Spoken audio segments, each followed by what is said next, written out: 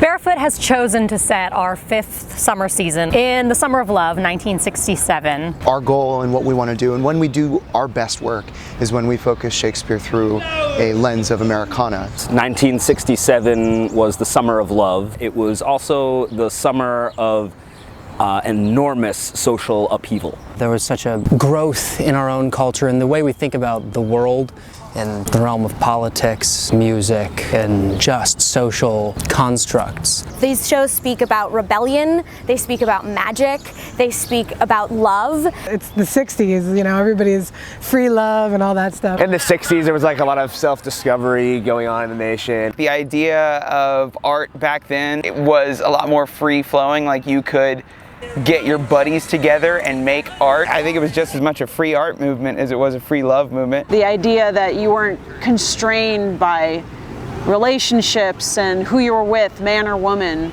is huge. Midsummer is in fact a show of love and overcoming circumstance with love. We do go to the woods, we are a little free. It emphasizes the idea of love who you want and be who you want to be. People falling in love with people they didn't expect themselves to, people making crazy choices because of love, and I think that connects really well to what was prevalent during the year of 1967 and really just during the decade of the 60s anyway. We had this movement for love and peace and no hate on one end, and then we had a war on the other hand. Half the country was up in arms, ready for open revolt against the war in Vietnam. For Macbeth, that's perfect. That whole show is about like a fight for power and like bloodlust. I think it made us second guess our leadership. The leadership role is constantly changing about who is the leader and who's in charge. And we have these soldiers going through these awful experiences, and they're taught to numb.